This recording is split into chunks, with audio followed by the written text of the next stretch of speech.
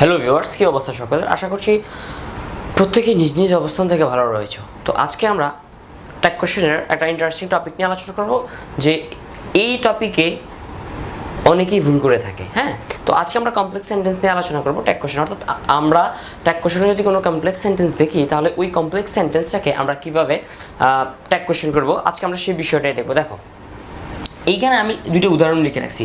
এর আগে বলিনি, তোমরা কিন্তু সকলেই জানো কমপ্লেক্স সেন্টেন্সে দুইটা ক্লজ থাকে। কয়টা ক্লজ থাকে? দুইটা ক্লজ থাকে। একটা হচ্ছে কি ডিপেন্ডেন্ট ক্লজ বা সাবঅর্ডিনেট ক্লজ, আমরা আরেকটাকে বলি কি বলি, প্রিন্সিপাল ক্লজ বা মেইন ক্লজ বলে থাকি। তো এখন প্রশ্ন হচ্ছে যে স্যার, দুইটা ক্লজের মধ্যে কোন ক্লজকে আমরা ট্যাগ কোশ্চেন করবো, অর্থাৎ কোন ক্লজের আমরা ট্যাগ কোশ্চেন করবো, এটাই হচ্ছে তোমাদের প্রশ্ন। তো ভিডিওটা শেষ পর্যন্ত দেখতে থাকো। হ্যাঁ, তাহলে একদম আজকেই ফুলফিল ক্লিয়ার হয়ে যাবে। দেখো, আমরা প্রথম উদাহরণটা দেখতেছি, unless he comes I won't গো। এখন আমরা এই সেন্টেন্সের কোন ক্লজটা ধরে করব? এই ক্লজটা ধরে করব না এই ক্লজটা ধরে করব? দেখো, আমরা জানি এই যে এই ক্লজটা কি, এটা হচ্ছে সাবঅর্ডিনেট ক্লজ, আর এটা হচ্ছে কি মেইন ক্লজ। তো আগেই বলে দিই যে কোনো সেন্টেন্সে যদি ক্লোজ মার্কার থাকে, কি থাকে? ক্লজ মার্কার, তাহলে ওই সেন্টেন্সের মেইন ক্লজ ধরে করতে হবে। কোন ক্লজ ধরে করতে হবে? Main clause. অর্থাৎ কোনো সেন্টেন্সে যদি কি থাকে? ক্লজ মার্কার থাকে। ক্লজ মার্কার কি? যেমন এখানে কি আছে? আনলেস আছে, এরপরে ইফ থাকতে পারে, দ্যাট থাকতে পারে, এগুলো হচ্ছে কি লিঙ্কার্স। এই লিঙ্কার্সগুলো কি ক্লজ মার্কার। সেন্টেন্সে যদি ক্লজ মার্কার থাকে তাহলে অবশ্যই মেইন ক্লজ ধরে করতে হবে। হ্যাঁ, আর যদি ক্লজ মার্কার না থাকে তাহলে অবশ্যই সাবঅর্ডিনেট ক্লজের ট্যাগ কোশ্চেন করতে হবে। তো আমরা প্রথম উদাহরণটা একটু দেখে নিই। দেখো, যে unless he comes I won't গো। তো আমাদের এখানে ক্লজ মার্কার আছে কি? আনলেস। তাহলে আমরা অবশ্যই মেইন ক্লজ থেকে করব। তাহলে মেইন ক্লজ কি? I won't go. কি? I won't go. তাহলে আমার এটা কি হবে? যেহেতু নেগেটিভ আছে উইল, আর আমার প্রনাউন আছে কি? আই, তাইলে উইল আই।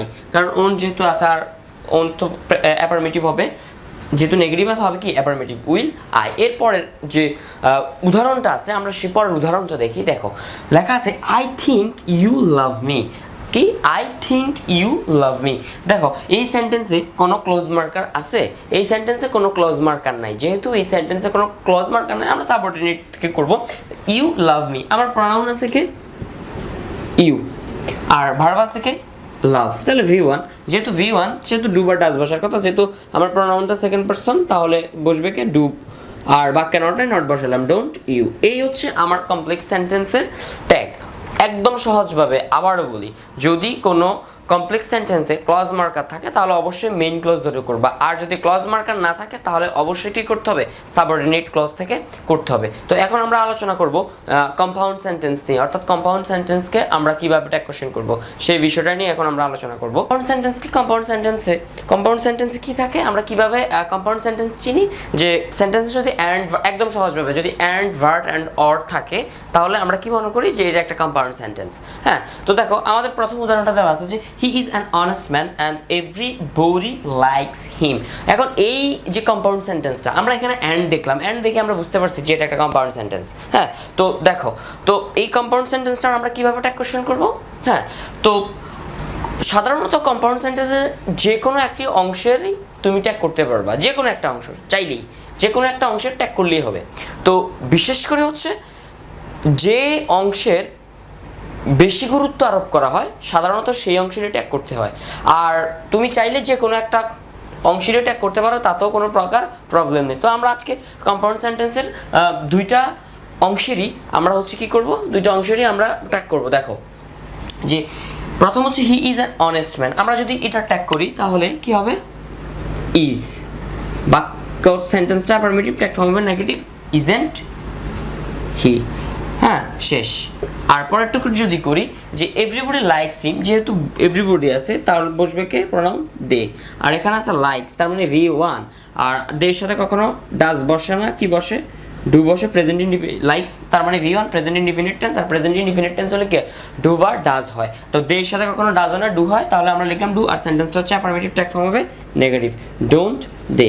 এই হচ্ছে কম্পাউন্ড সেন্টেন্স। তাহলে কি বললাম?